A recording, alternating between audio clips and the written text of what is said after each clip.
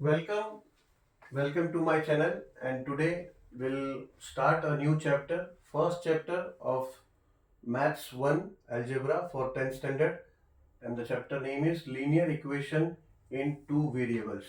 ठीक है, तो पहले फर्स्ट लेक्चर ये हमारा ये फर्स्ट सेशन है इस चैप्टर का। तो पहले हम ये समझेंगे कि लीनियर इक्वेशन है क्या, linear equation in two variables है क्या। ठीक है, ये चैप्टर कोई नया नहीं है हमारे लिए। वी हैव ऑलरेडी थोड़ा सा बेसिक्स, अच्छा खासा बेसिक्स हमारा linear equation in two variables का 9th स्टैंडर्ड में हुआ है, बट स्टिल चलो थोड़ा सा रिफ्रेश कर लेंगे ताकि आगे के प्रैक्टिस सेट सॉल्व करने में हमें आसानी हो। ठीक है, तो linear equation in two variables क्या है? टू वेरिएबल्स बेसिकली कोई इक्वेशन है, let's say a x plus b y is equals to c. ठीक है, लेट्स से सी नहीं, इसको कुछ zero is equals to zero. तो and in this a and b are the real numbers and not equals to zero, not equals to zero. ठीक है, यानी अभी इसमें कैसा होता है, वेरिएबल यानी जो अल्फाबेट जो भी यूज होते हैं, X Y A B C D, but obviously इसमें चलो कंफ्यूज हो जाओगे, पहले इसमें डिजिट्स ही ले लेते हैं। Let's say 2x and 3y, 2x plus 3y is equals to zero, ऐसा एक इक्वेशन लेते हैं। ठीक है, तो जो भी वेरिएबल्स यूज होते हैं इक्वेशन में, x y m n p q a b, जो भी ये सब अल्फाबेट्स यूज हुए, they are called basically variables. तो दो अलग वेरिएबल यूज हुए इसमें, that's why it is called in two variables. ठीक है, और बेसिकली ये जो नंबर्स डिजिट्स जो भी अटैच्ड है, जैसा मैंने पहले ए और बी लिया था, तो वो बस सिक पर्पस टू एक्सप्लेन योर था। तो ये जो अटैच है वेरिएबल के साथ, इनको बोलते हैं कोएफिशिएंट। ठीक है, तो यहाँ पे X and Y stand for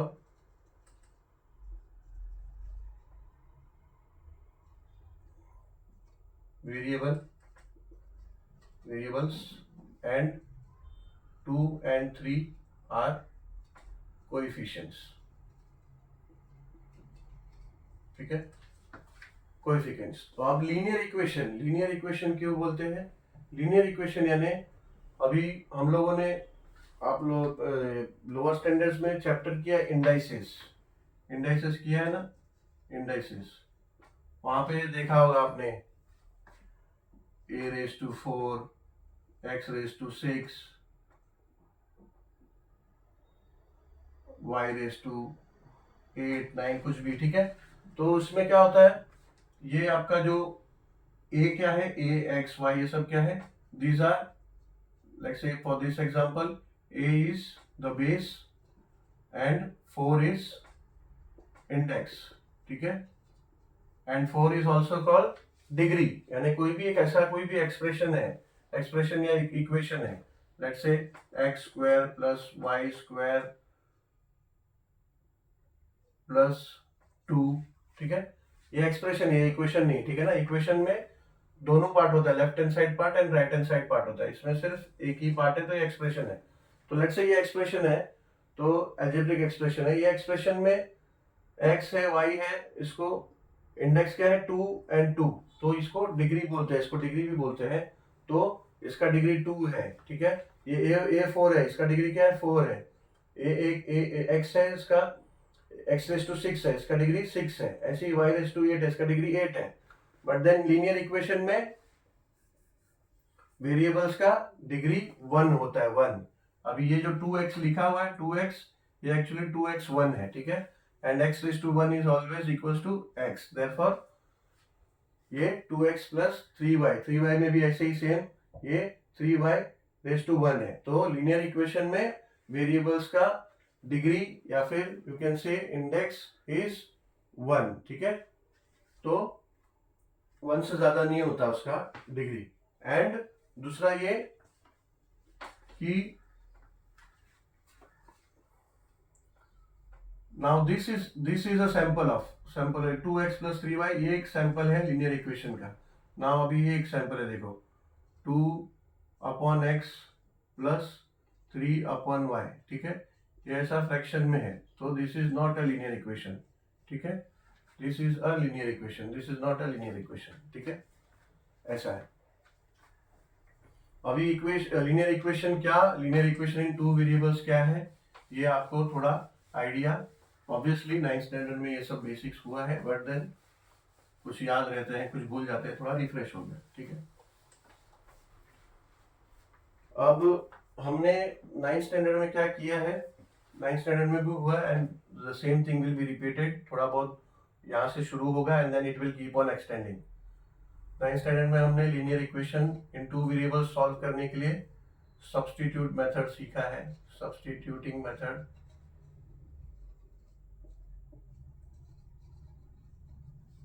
हमने एलिमिनेशन मेथड सीखा है,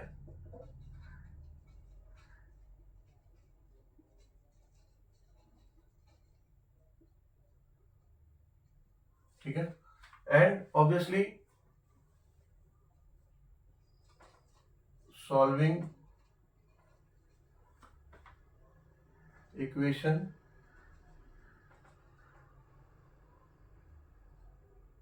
विद ग्राफ, ठीक है, ग्राफ यानी solving linear equation with graphical method भी हमने किया है, छोटा सा चैप्टर वो भी था।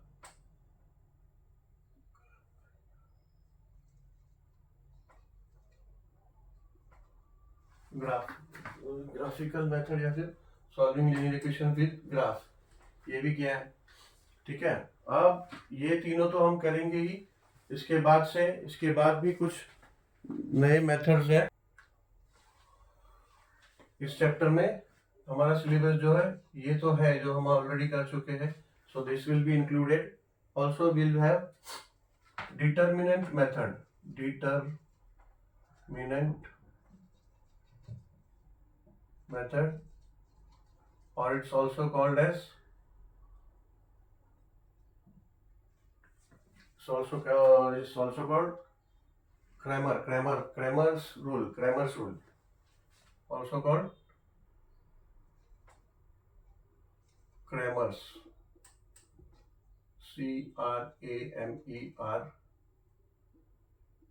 CRAMERS, Cramer's rule या फिर Cramer method, ठीक है। Normally it is that rule or that formula is invented by Mr.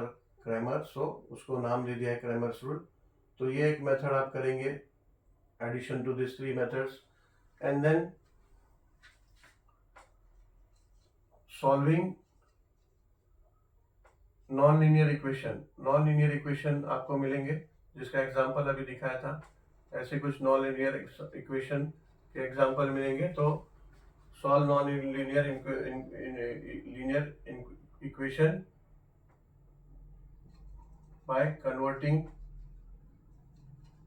Them in linear equation, ठीक है। तो क्या करेंगे, पहले वो नॉन लीनियर इक्वेशन को लीनियर इक्वेशन में कन्वर्ट करेंगे एंड देन उसको सॉल्व करेंगे, ठीक है। And last topic will be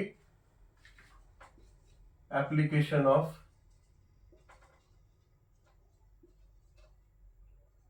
linear equation in 2 variable, यानी इसका एप्लीकेशन होगा इस चैप्टर का, लास्ट एक्सरसाइज होगा, उस लास्ट प्रैक्टिस सेट होगा, उसमें वर्ड प्रॉब्लम है, वर्ड प्रॉब्लम से हम लीनियर इक्वेशन फॉर्म करेंगे और उसको सॉल्व करेंगे, ठीक है। तो यही अपना टोटल सिलेबस है इस चैप्टर का, ठीक है।